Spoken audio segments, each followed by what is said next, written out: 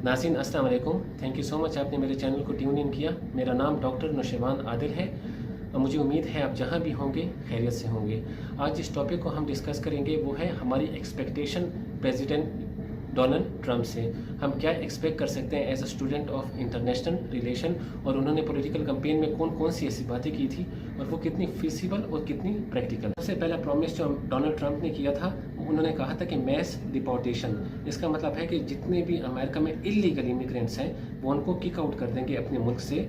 और उनका ये कहना था कि 11 मिलियन इलीगल इमिग्रेंट्स जो हमारे मुल्क में रहते हैं उसकी वजह से हमारी इकोनॉमी बहुत बुरी तरह अफेक्ट हो रही है। सेकेंड चीज़ उन्होंने कहा था उन्होंने कि हम बॉर्डर सिक्योरिटी को बहुत ज़्यादा इंक्रीज़ कर देंगे, और ये बहुत लॉजिकल है। उसकी वजह ये है कि डोनाल्ड ट्रंप ये दोबारा नहीं चाहेंगे, डोनाल्ड ट्रंप ये बिल्कुल भी नहीं चाहेंगे कि इलीगल इमिग्रेंट्स दोबारा से हमारे मुल्क में आए डिपोर्ट करने के बाद।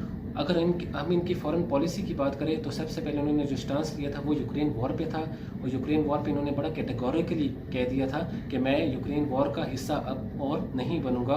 कोई फंडिंग अमेरिका की तरफ से यूक्रेन को नहीं होगी।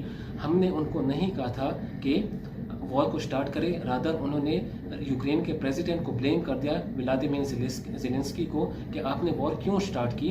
तो कैटेगोरिकली उन्होंने कह दिया कि हम वॉर का हिस्सा नहीं बनेंगे। इसके बाद उन्होंने चाइना के रिलेशन के बारे में कहा कि मैं चाइना पे 60% टैरिफ लगाऊंगा। टैरिफ का मतलब है टैक्सेस लगाऊंगा।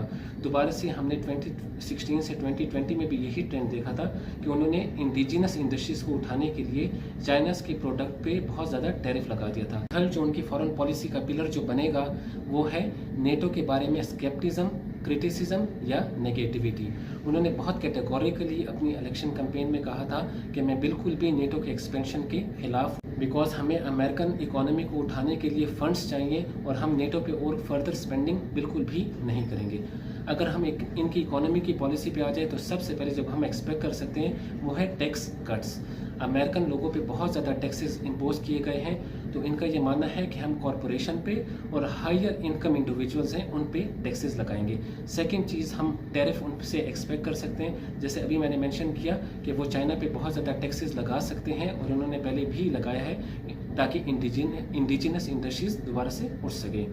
थर्ड जो उन्होंने बात की है वो है डीरेगुलेशन की। डीरेगुलेशन का मतलब है कि गवर्नमेंट का जितना भी इन्फ्लुएंस है किसी भी कॉरपोरेशंस पे या सेक्टर्स पे उनको वो रिड्यूस कर देंगे।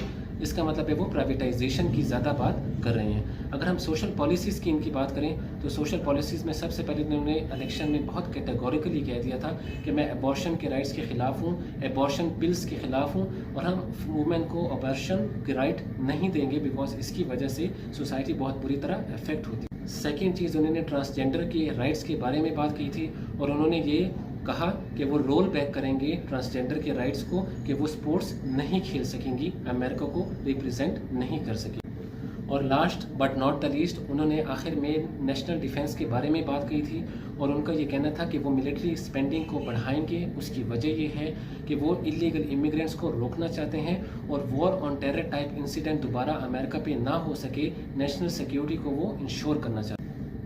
तो इन अ नेटशल अगर हम वीडियो को कंक्लूड करें तो हम ये कह सकते हैं कि डोनाल्ड ट्रंप जो है वो कंजर्वेटिव प्रेसिडेंट होंगे अमेरिका के, दोबारा से आइसोलेशनिज्म की तरफ जाएंगे और इनकी जो एम्फेसिस होगा वो डोमेस्टिक इश्यूज़ पे होगा, न कि इंटरनेशनल इंटरवेंशन में जो हम डेमोक्रेट्स से हमेशा देखते हैं, जैसे बराक ओबामा थे, उससे पहले जॉर्ज डब्ल्यू बुश थे। तो ये बहुत क्लियर है, बहुत एविडेंट है कि अब पॉपुलिस्ट गवर्नमेंट अमेरिका में बनेगी।